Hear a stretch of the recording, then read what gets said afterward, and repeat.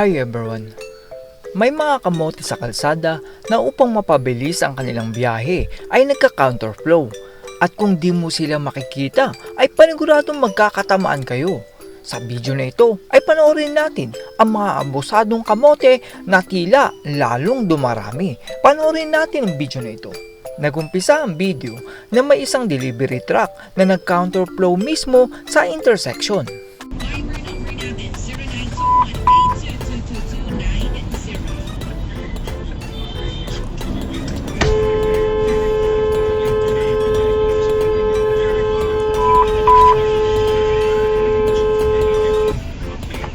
Putang inan to. Bobong putang inan to. Balik ka doon, putang ina mo ka. Balik ka doon.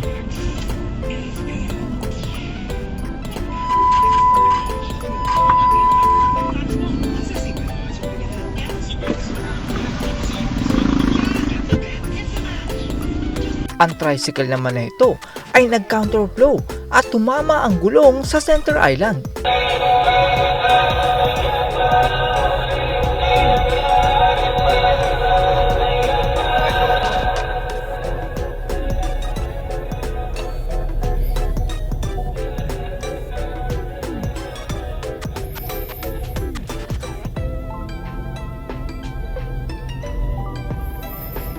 Kahit maliit ang kalsada ay tila nagmamadali ang truck na ito dahil mukhang tinatawag ng kalikasan.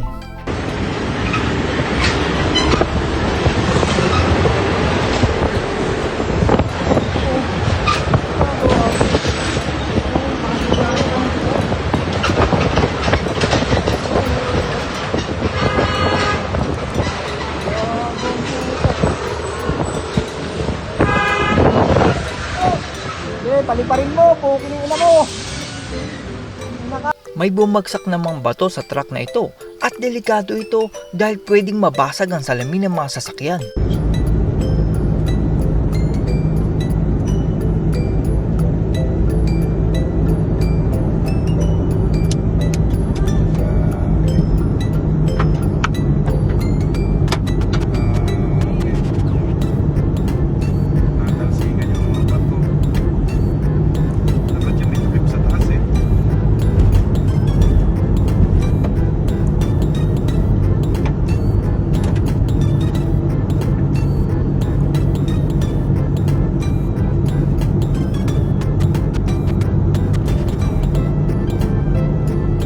Ang mga sasakyan naman na ito ay hinarangan ng yellow box kaya kailangan ng traffic enforcer dito.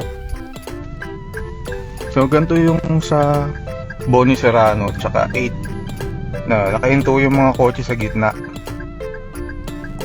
Hindi nila nirespeto yung yellow box. So lagi nagka-traffic dyan sa 8. Dapat ito yung lagyan ng mga enforcer ng mga lagyan ng MMDR na LTO ng mga enforcers.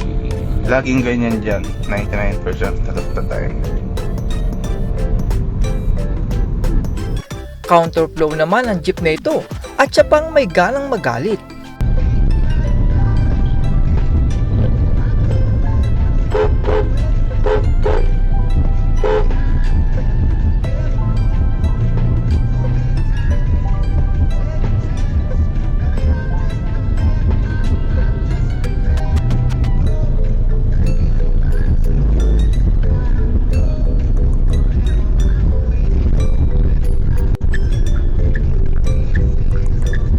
Isa pang jeep ang nag-counterflow at nagbuga ito ng maitim na usok.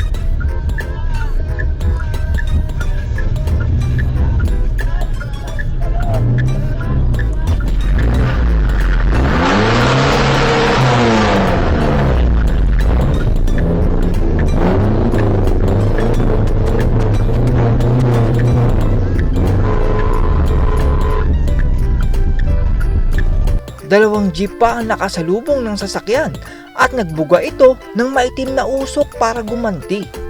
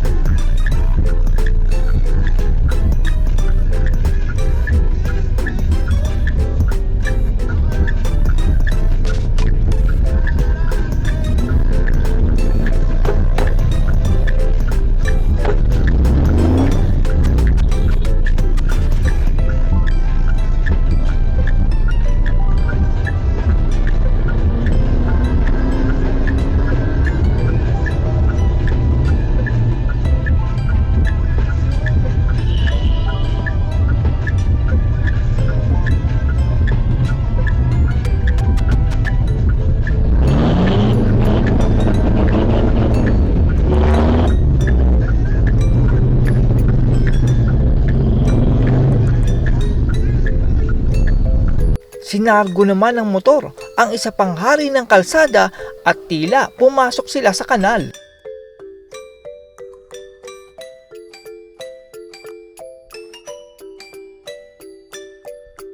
Tinamaan naman ng motor ang isa pang motor na papasok sana sa linya ng kalsada.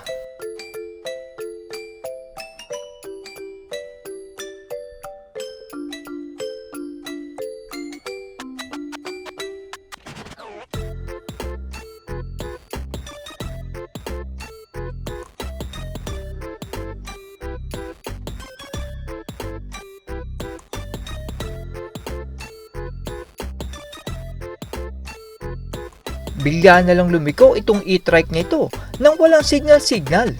May vlogger silang pinapanood eh. Wow! Ang galing! Ang galing, no?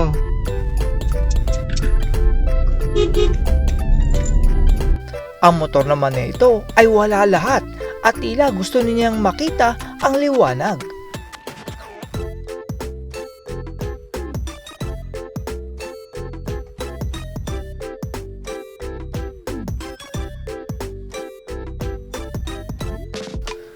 At yan po ang mga ilang kamote sa ating kalsada. Naiintindihan ko naman na kailangan nyo makapunta sa inyong destinasyon kaya kayo nagmamadali. Pero kung lahat po tayo ay lalabag sa batas ng pagmamaneho ay pwede tayong madisgrasya. Hindi natin masasabi ang aksidente. Kaya sa halip na magmadali tayo ay tansyahin natin ang oras ng ating pupuntahan upang hindi tayo magmadali sa lansangan. Lahat tayo ay nagsisikap para sa ating pangarap. Kaya ingatan natin ang ating buhay dahil alam naman nating lahat na ito'y hiram lamang. That's all everyone. Salamat sa inyong panonood. This is Chuck and you're watching Biker Drone.